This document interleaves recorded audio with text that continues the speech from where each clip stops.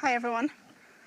Right, so I'm Toju. I work at Google's research organization. I've been there for 2 years. We do a lot of work on responsible AI, which I feel is the most important part of AI right now. Grab this and not working. Okay. Okay, so we'll just quickly talk about AI at Google, and if you move on to the next slide, please. So we know Google is an AI-first company. Really, all the products are really powered by ML, most of them. And there's a long range of Google products that we have. So let's start off with search, and just reminding everyone that Google is not just an internet search engine. A lot of people just feel it's that, maybe it's our parents or our grandparents, but I think everyone knows that Google does so much other stuff, right? So much other exciting stuff. So most of the search ads here are powered by ML. We have the Google app, which I hope most of you use, and if you don't, it's really great. It's not bad at all. 20% of mobile searches are done via voice, using voice assistant. We have Google Assistant. Do not ask me why we do not have a name for it yet. I've not heard any arguments about that, but for now, let's still stick with Google Assistant, and that's another ML-powered product that we use. And then we have Google Translate, which is one of Google's favorite products. In quotes, people have a lot of issues with it. We're aware of the issues and we're working on the issues, but it's something that is also powered by machine translation technology, which is ML. The next one. And we have the Gmail Smart Reply. We have Smart Compose in Gmail. I hope all of you are using Gmail. If not, use it. It's one of the greatest email providers. This is not a sales pitch for Google. I'm just saying out of my experience, right? I previously used Yahoo and ran away a long time ago. No offense for anyone from Yahoo here. And we have Google Photos. This is one of my favorite apps. And I'll cite an example, which I'm going to refer to later. But we know in 2015, Google Photos had an issue where it identified a black man's friend as a gorilla. And that was absolutely terrible. That problem has been solved, but this is one of the ML-powered products that we have. And it also shows that, AI and ML is never foolproof. It's never perfect. We always have issues with it. And the question is, how do we rectify these issues? How do we identify these issues? How do we try to prevent these issues from happening and think about the user impact and impact on society? We also have Google Maps. Another of my favorite products because it really helps me navigate around. I'm originally Nigerian, and I left Nigeria many years ago. And last year when I went, I had to use Google Maps. Funny enough, I just needed to be sure that the Uber driver was taking me where I was meant to be. So it's another very useful product. Next, and we have YouTube. We all know YouTube. Lots of work is being done by ML. We have a lot of classifiers, safety classifiers, trying to improve the recommendations on YouTube for our users, and it's all powered by ML. All right, so let's move on to the more exciting stuff. And I've got questions from people before in the past about the compute power and how much ML is using, and when you think about energy consumption and climate change, how responsible we are. We are very responsible on this. It's something we take really seriously, and there's lots of work being done to make sure that our data centers are power efficient. Okay, so let's get to the more juicy and interesting part of AI, which is the responsibility part of it. So we've had lots of shouts from the people who I believe hold big tech accountable, are tech journalists, right? And yeah, if you just keep going. We have lots of articles that have come out in the past, a lot of things that have happened to people, a lot of questions that people have, just things that are making us think a little bit more about the impact of what we're doing, the products that we're producing, ML products, AI products, models and everything. What does it mean? The people that are being impacted, how are we thinking about resolving them?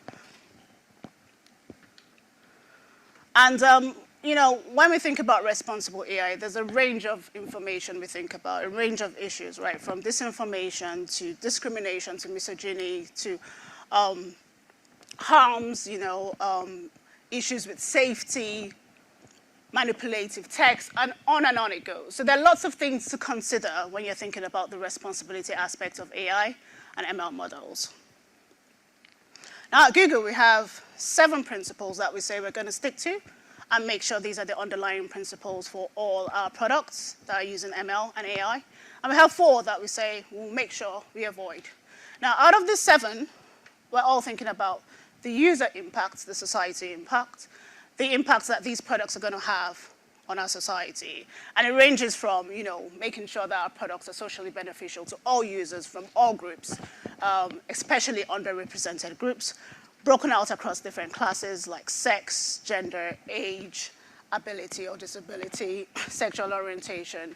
And we also want to make sure that it does not reinforce any unfair bias. Now, if you follow the stories of responsible AI very closely, we know that bias is one of the main issues.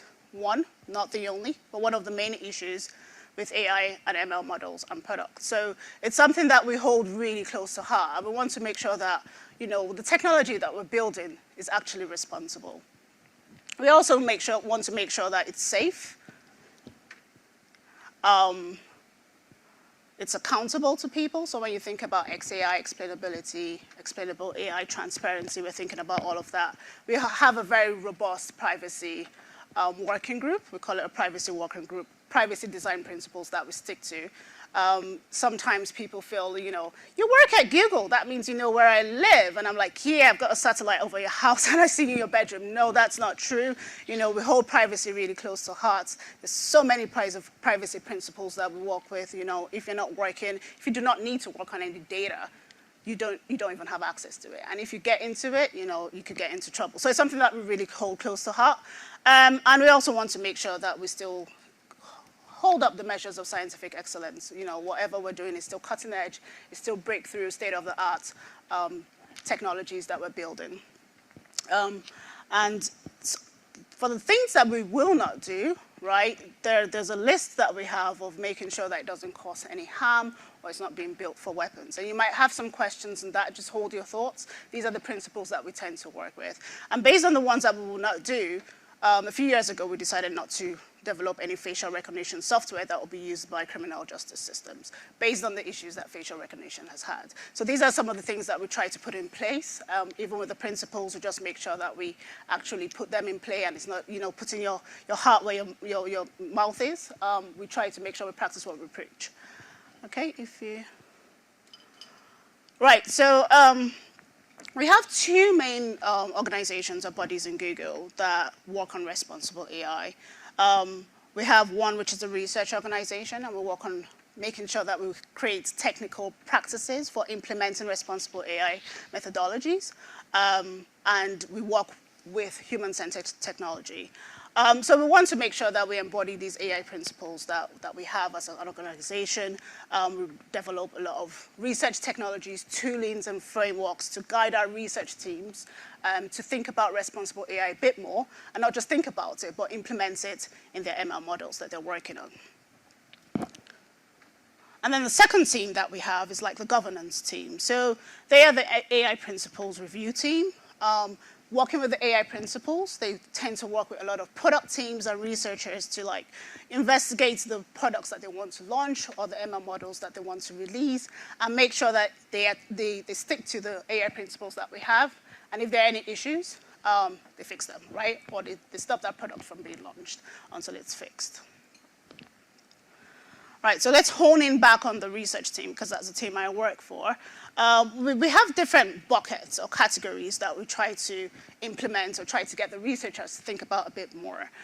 So for anyone who wants to release a publication, which is always the ultimate goal, right? There's lots of research being done, lots of experimentation being done on these models, and then we want to publish our work, like some of the latest work that's been published, like Imagine or Party or Glam or Palm, if you're following all of these things. These are like cutting-edge technologies, really brand new. Researchers are excited. We want to launch, we want to publish, and they're ready to go. But we're like, hold on.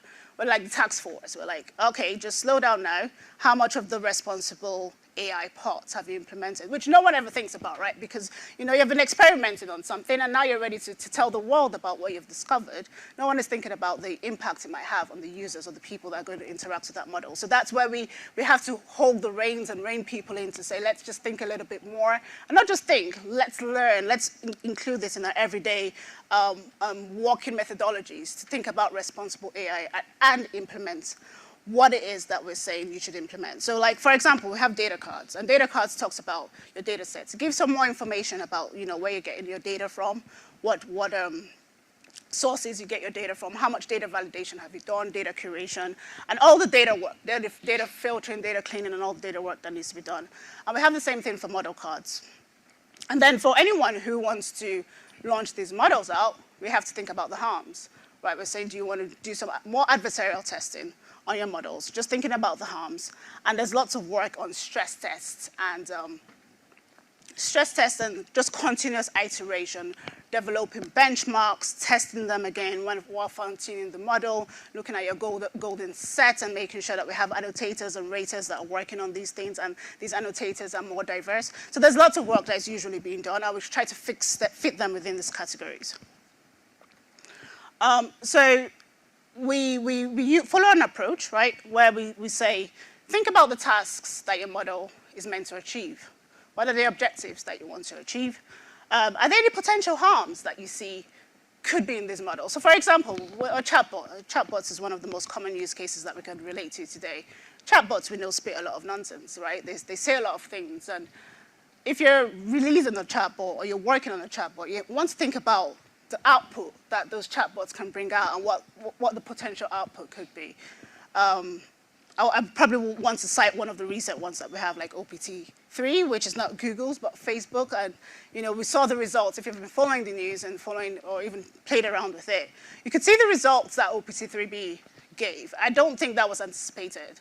But these are the sort of harms that we know could come out. I mean, I don't think, I've not followed it more closely in the recent weeks, but previously the harms were not as bad, but they could get really bad. Especially when we think about Toju that Microsoft launched a few years ago, and it had to be shut down after 16 hours because it just spat out a lot of nonsense.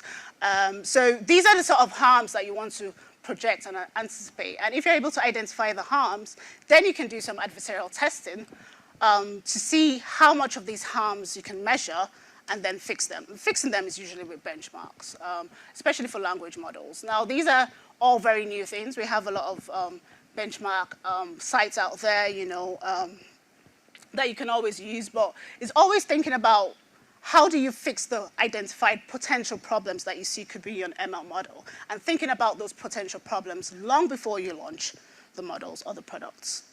And then, you want to always have mitigations to resolve these. And it's an ongoing process, right? You always reiterate on this work.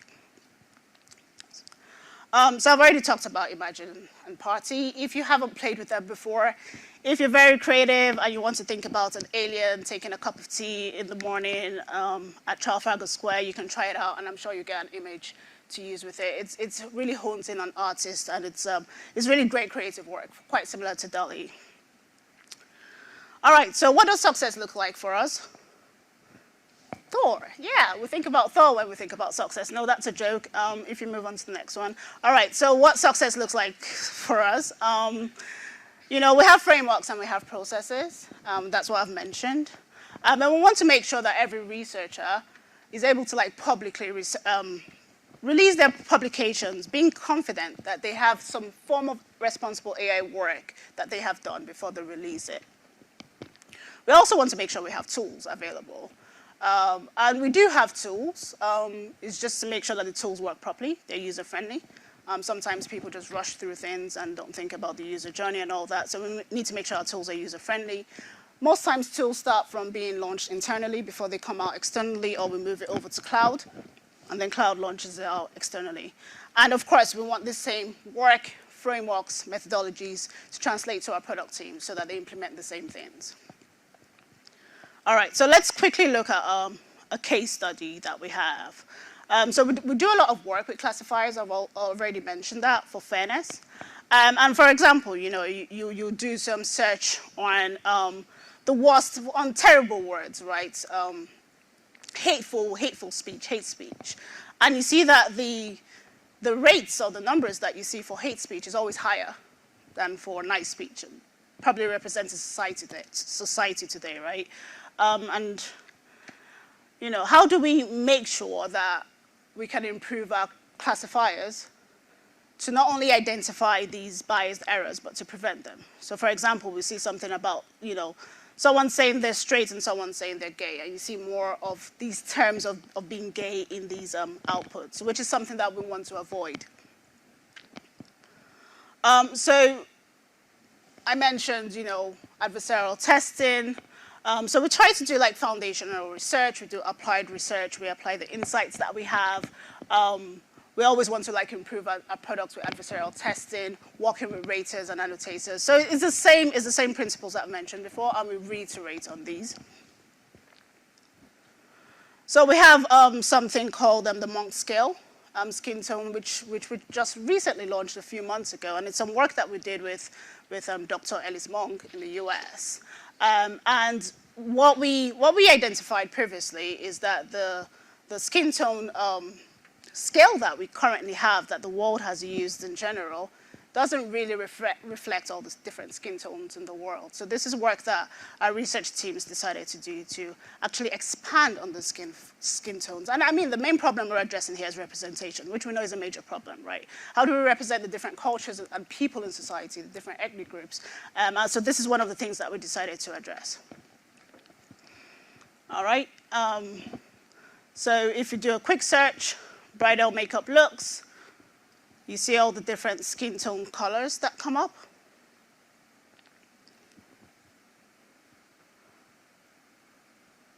If you move on to all right. So that's an example of some of the work that we've done, very recent work on improving the conditions of our products, right? The ML, let's just say conditions of our products. So putting it all together, we have tools and processes. So we do have a maturity model. This is what we call a responsible AI maturity model, which we share with our researchers. And we say, even before you ask for any further compute resources to further your work, you need to make sure you're either at level 1, level 2, level 3, or level 4. And basically, it's the same thing I've mentioned, making sure that you have data cards and model card work already done. You have benchmarks, you've done your adversarial testing, you have included this in your eval training data, and you're able to monitor and add any responsible AI mitigations that you think should be included in the work. All right, let's look at our tools. So we tend to have a lot of risk assessments as well. These are some new work that we've started, a lot with product teams, just to investigate the systems and see if there are any issues that we think are bordering on responsible AI. We're also creating tools, data. There's ongoing work on tooling and data solutions, and end-to-end solutions. So we provide a service for people in Google, basically, researchers and products, or product managers and the product teams on the work that they do. This is an example of some of the work that we have. So on technical guidance, we have the data cards, the model cards. We have a risk assessment, which we've called Polaroid. That's a very internal term. And we have other tools that are more user-facing, human-centered tools like fairness indicators, macro maker. Not all of them are externally available. Some of them are in cloud. So if you're a cloud customer, it's something that you can easily use with cloud. And we also have the pair guidebook that's externally available. It's People and AI. There's lots of insights in this guidebook, and it's always been updated with conversations with researchers at Google. It's actually really interesting and really good. So it's something I recommend to read if it's not something you've done before. All right, so that brings me to the to the end of the presentation. Any questions?